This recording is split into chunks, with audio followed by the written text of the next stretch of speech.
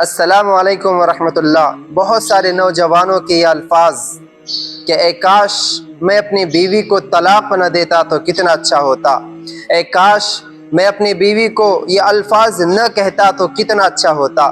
محترم ناظرین، سب سے پہلے میں آپ کو قرآن پاک کی ایک آیت سناتا ہوں، اس کے بعد ہمارے نبی صلی اللہ علیہ وسلم کا فرمان وَعَاشِرُوهُنَّ بِالْمَعْرُوفِ۔ اللہ پاک ارشاد فرماتے ہیں کہ اپنی بیویوں کے ساتھ بھلائی کا معاملہ کرو، اور ہمارے نبی صلی اللہ علیہ وسلم کا فرمان کہ تم میں سب سے بہترین شخص وہ ہے جو اپنے گھر والوں کے ساتھ محبت کا، نرمی کا اور اچھے اخلاق کا معاملہ کرے۔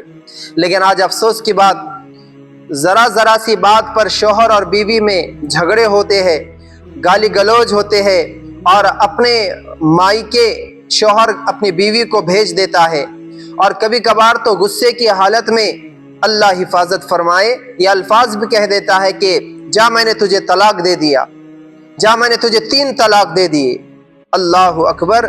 کئی سارے نوجوانوں کو اس کا مسئلہ نہیں معلوم ہے، اور 3 طلاق ہونے کے بعد بھی اپنی جو اس کی بیوی تھی اس کے ساتھ زندگی گزارتے ہیں۔ اللہ اکبر!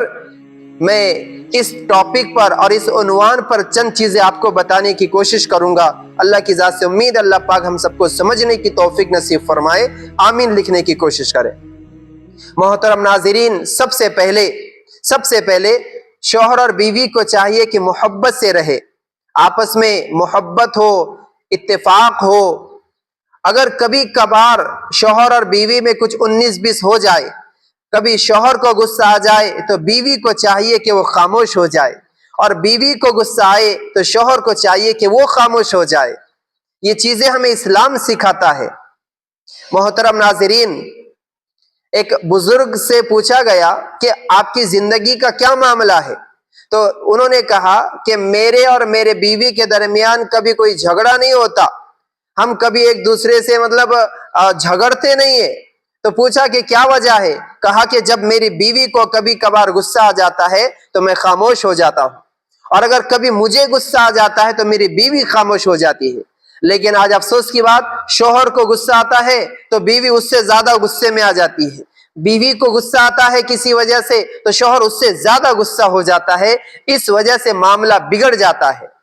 اور کئی سارے نوجوانوں کو یہ الفاظ ہم نے خود کہتے ہوئے سنا۔ میرے پاس ہمارے ایک دوست ہے، ان کا فون آیا کہ مولانا صاحب میں نے اپنی بیوی کو غصے کی حالت میں طلاق اور طلاق کہہ دیا، تو اب کیا ہوگا؟ میں نے کہا تم نے اس کو تھوڑا غصہ کرنا تھا، یا اس مجلس کو چھوڑ کر کہیں اور چلا جانا تھا، تم نے کوئی بھی چیز اختیار کرنا تھا، لیکن یہ الفاظ اپنی زبان پر نہیں لانا چاہیے تھا۔ اور اس کو ایک لڑکا بھی ہو گیا، اب اس کے باوجود وہ دونوں ایک دوسرے کے ساتھ زندگی گزار رہے۔ اپنے آس پاس کے مفتی سے اس کا مسئلہ پوچھو آپ کہ یہ جائز ہے کہ ناجائز ہے۔ 3 طلاق کے بعد بغیر اس کا جو مسئلہ ہے اس کو حل کیے آپس میں شوہر اور بیوی ساتھ میں رہ سکتے کہ نہیں رہ سکتے؟ آپ کسی مفتی سے، آپ کے آس پاس جو مفتی ہے ان کو ضرور اس کے بارے میں پوچھے۔ کئی سارے لوگ ایسے ہیں، جب میں اورنگ آباد کاشف العلوم میں تعلیم حاصل کر رہا تھا، میں ہمارے استاد محترم مفتی نعیم صاحب دامت برکاتہم ان کے پاس بیٹھا ہوا تھا۔ باپ اور بیٹا آئے، بیٹا جو شادی شدہ تھا وہ مفتی صاحب کے پاس آئے، اور یہی سوال انہوں نے پوچھا کہ میں نے اپنی بیوی کو غصے کی حالت میں طلاق دے دی ہے، تو کیا طلاق واقع ہو جائے گی؟ ہمارے مفتی صاحب نے کہا کوئی بھی بندہ، کوئی بھی شخص غصے کی حالت میں ہی طلاق دیتا ہے، خوشی کی حالت میں طلاق نہیں دیتا ہے۔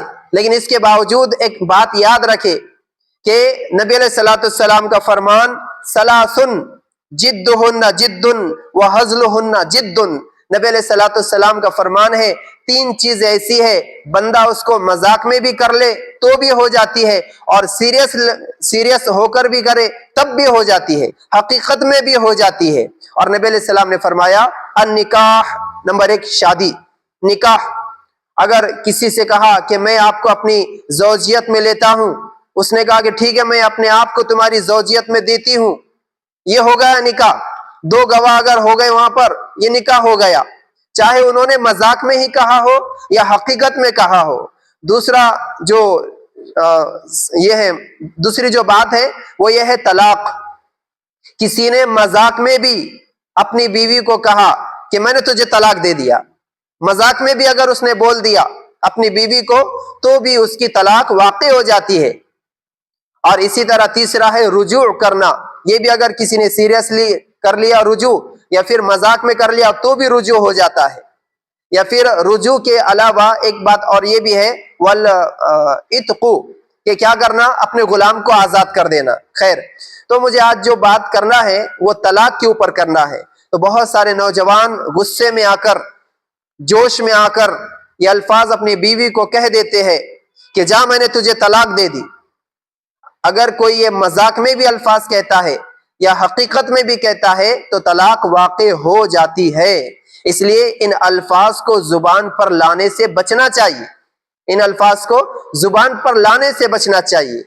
ہمارے نبی صلی اللہ علیہ وسلم کا فرمان کہ بیویوں کے ساتھ حسن اخلاق کا معاملہ کرو، اور اللہ کا فرمان وعاشروہن بالمعروف، ان کے ساتھ خیر کا، بھلائی کا معاملہ کرو، کیونکہ اللہ پاک نے عورت کو ٹیڑھی پسلی سے پیدا کیا ہے۔ وہ چھوٹی چھوٹی باتوں پر کبھی غصہ ہو جائے گی یا اس کے کوئی بات سمجھ میں نہیں آئے گی، تو تمہارا کام ہے اس کو سمجھانا، اور تمہارا کام ہے اس کو نبھا کر لینا۔ یہ نہیں کہ تھوڑی تھوڑی غلطیوں پر طلاق کی دھمکی دے دینا یا چل نکل جا تیرے ماں باپ کے یہاں پر، یہ الفاظ کہنا۔ اس لیے ان الفاظ کو کہنے سے اپنے آپ کو ہم بچانے کی کوشش کریں۔ تو اگر کوئی بندہ یہ کہتا ہے کہ جا میں نے تجھے طلاق دے دیا، یا یہ کہتا ہے کہ تجھے 3 طلاق، تو وہ اس کے نکاح سے نکل جاتی ہے، اس کے نکاح سے نکل جاتی ہے۔ اس کے لیے طلاق جیسے الفاظ اپنی زبان پر نہیں لانا چاہیے۔ اللہ پاک سے دعا ہے یہ جو باتیں میں نے آپ کے سامنے بتایا ہوں، قرآن کی آیت، ہمارے نبی صلی اللہ علیہ وسلم کا فرمان، اور 2 واقعے جو ہمارے سامنے پیش آئے۔ ایک اورنگ آباد میں کاشف العلوم میں جب میں تھا، اور جب ایک جگہ میں امامت کرتا تھا تو وہاں سے ایک بندے کا مجھے فون آیا، کہنے لگا کہ مولانا میں نے اپنی بیوی کو غصے کی حالت میں 3 طلاق دے دیے، تو پھر اب کیا ہوگا؟ میں نے کہا کہ آپ مفتی صاحب سے مسئلہ معلوم کر لے۔ حالانکہ ہمیں مسئلہ معلوم تھا، لیکن پھر بھی میں نے کہا کہ آپ مفتی صاحب سے کیا کیجئے، رابطہ کیجئے، اور ایک مفتی صاحب کا میں نے ان کو نمبر دے دیا۔